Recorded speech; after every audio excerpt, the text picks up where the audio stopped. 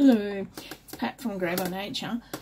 I have shot this video about 5 times, and I take my hat off to the bloggers that just do this day in, day out, or video after video on YouTube. I said, I really do, because technology and me seem not to mix. So I'm giving it another go. This is about the 5th time I'm doing this. Just thought I'd show you what I've been up to. A couple of, I think it was either last month or the month before, so sample, I had my sister and me bada bing with a mini double wide Dresden.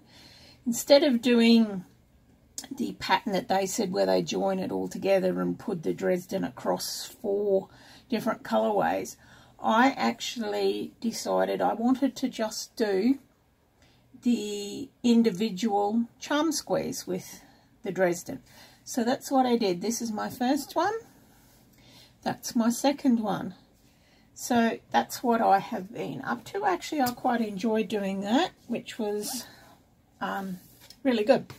What I actually want to talk to you about today is, this is planners.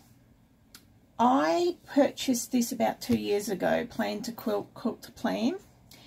In it, it has, just let me show you what it's got in it. It has, so you have a quilt which has got, you know, the difficulty, the pattern designer, the colours, the swatches, etc. there. Then you go on to block design, a quilting motif,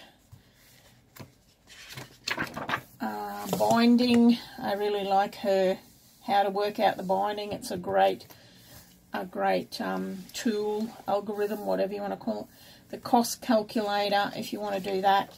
Then she's got 3 pages of graph, and then you go on to another one.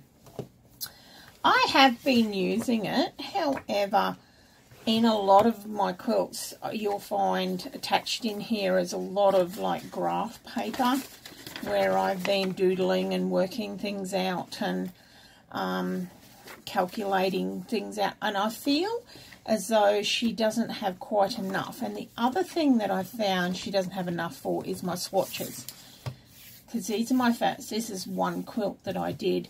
I don't remember the name of these because I purchased it years ago and it's sat in my stash for ages, and I believe it's no longer available, the actual pattern anymore. But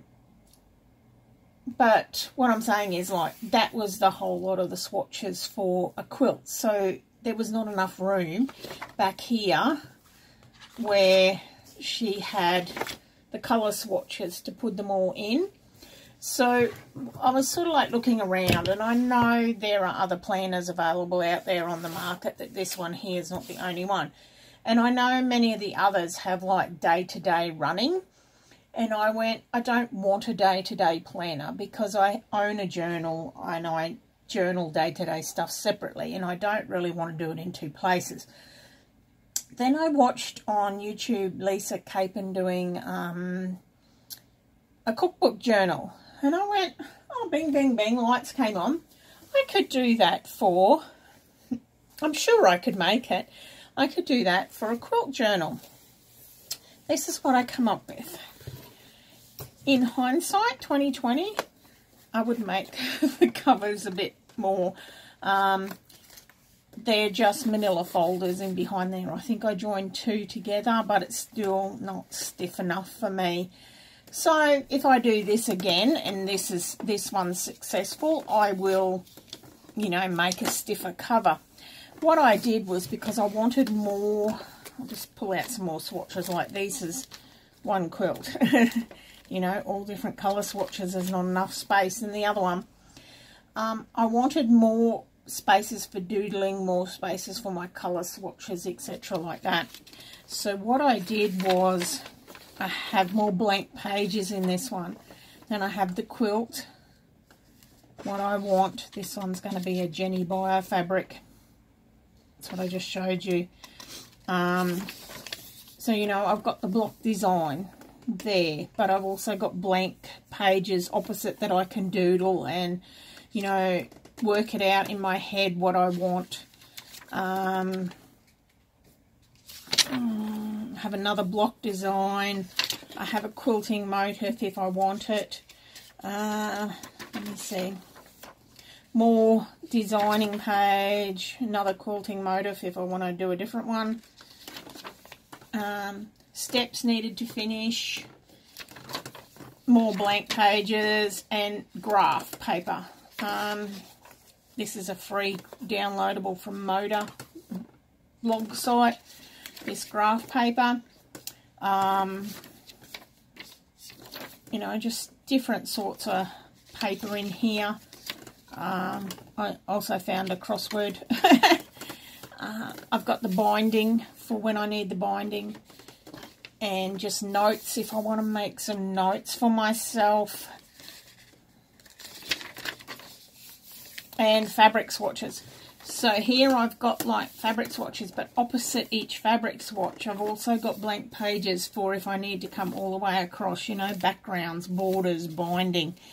So each one is slightly different. I did each one slightly different with the number of blank pages or what I put in them, you know.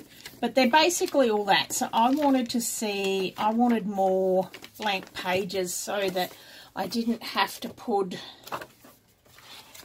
oh, let me just find one. You know, I didn't have to put in all these extra graph pages where I work stuff out in bigger design and everything like that for myself and wrote all over the background, because I felt that there was just not enough in this one. Well, for me personally, okay? This is all for me personally. So that's why I designed this one. Whether this one will work or not, I will find out. I haven't quite finished this one. I think I've got 2 or 3 blank lots left in it to finish it. Then I will probably start on this one. Whether it works or whether I find that no, I didn't do it right and I needed different stuff, more graph paper, more something, I don't know. I'll find out. But I thought I'd just show you what I designed with what I felt I needed for me personally in a quilt journal. So thank you very much for watching. Hopefully I get these videos done a bit more frequently than what I've been trying. But I must say, technology and I really don't hit it off. But thank you so much. See you next time.